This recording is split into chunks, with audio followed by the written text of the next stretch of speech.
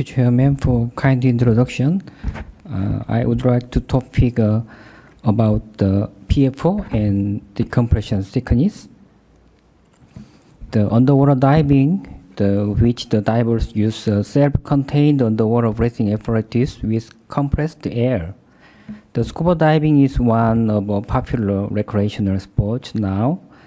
The Korean Ministry of Oceans and Fisheries have reported the diving populations has been rapidly increasing and reached to the 1 million people in 2016 in South Korea. When we descend, ambient pressure increased by 1 atmosphere every 10 meters. As we know, the air contained 21% of oxygen and 79% of nitrogen. But human body did not utilize the nitrogen totally. The nitrogen was proportionally dissolved into the blood with increase of the ambient pressure.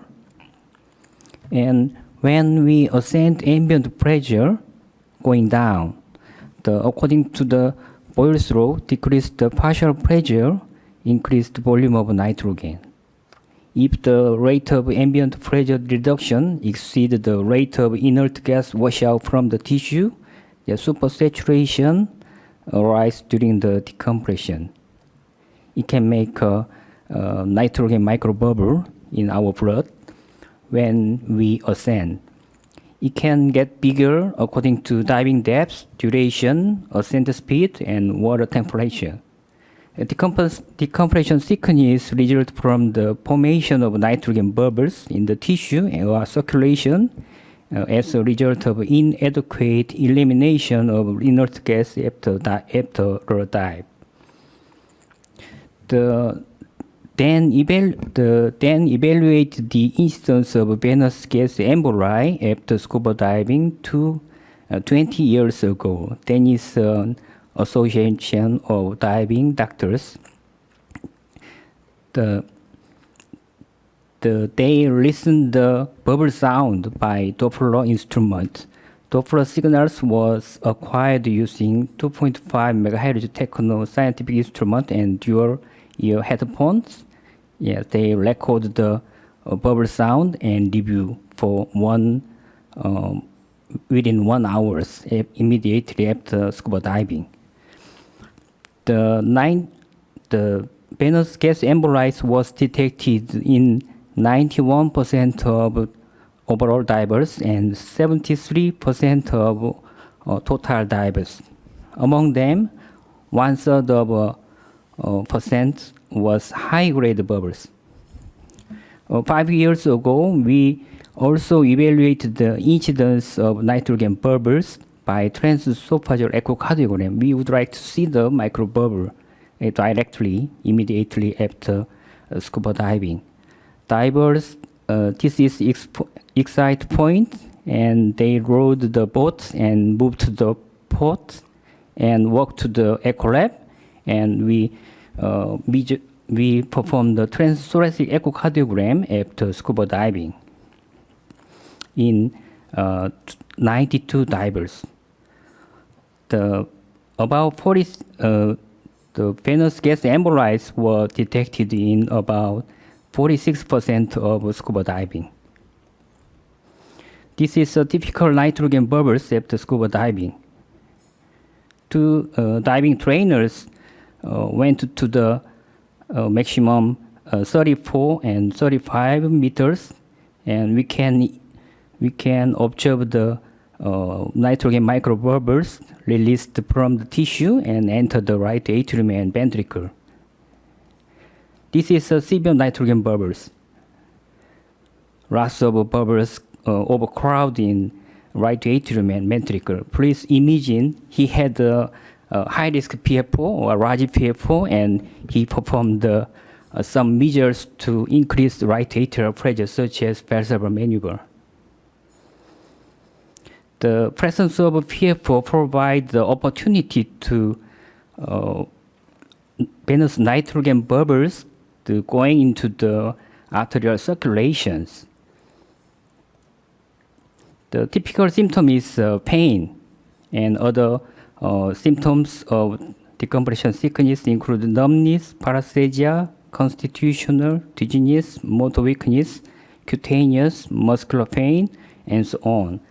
Although its manifestations are often mild, the potential of permanent injury exists in any case in underwater situation.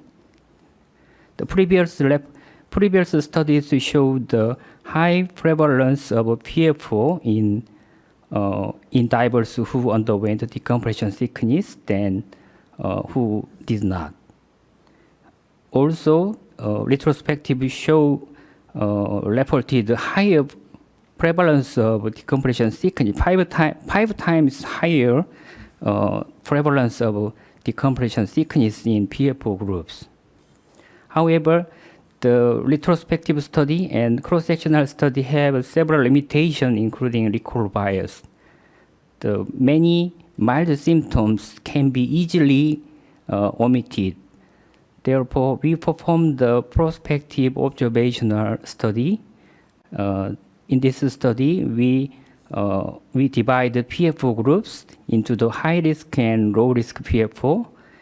The high-risk PFO was defined one of the having following features: atrial septal aneurysm, hypermobility, and bigger size of PFO, more than 2 millimeter, and right to left shunt at resting state before pulsar maneuver.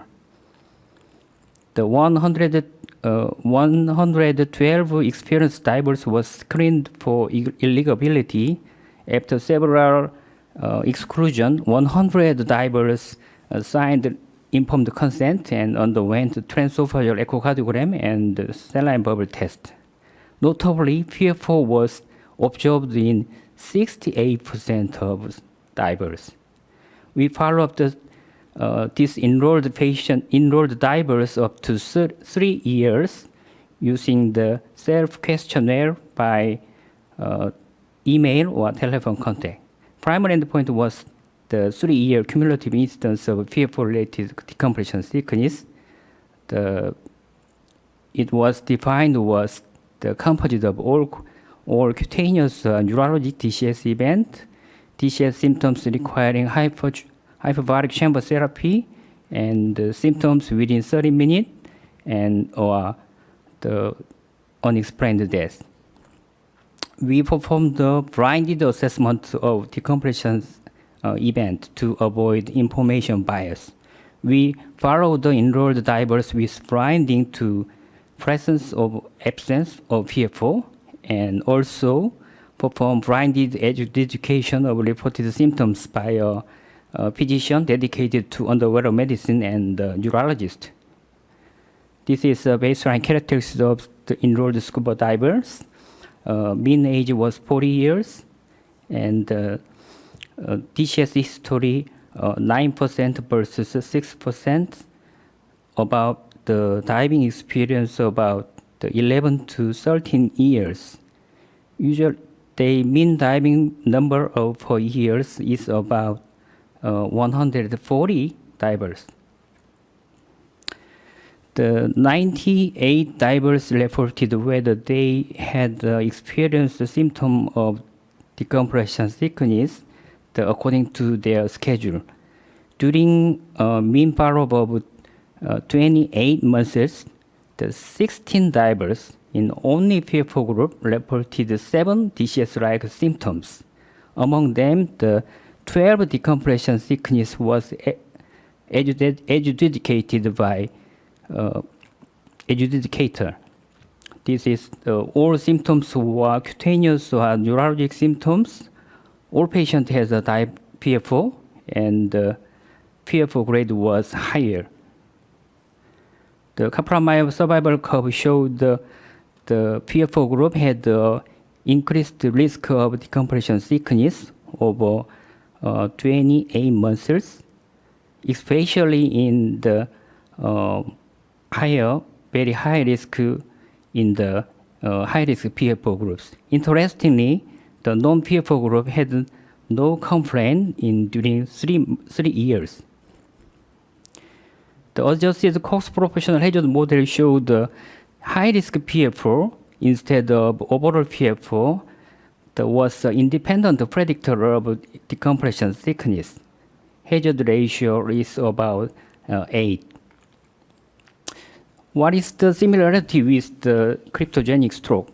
The pathophysiology of this development was very similar.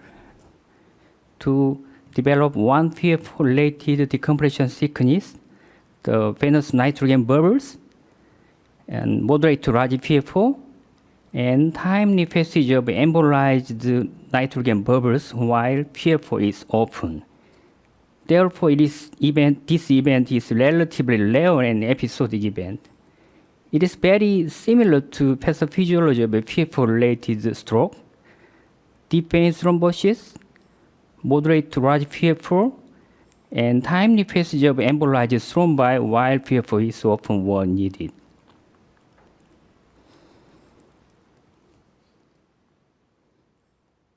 What is different? The stop diving is a complete solution in the decompression thickness, but they usually did not. This is a typical representative picture. Why we can see why they did not stop the scuba diving, even with the DCS symptoms.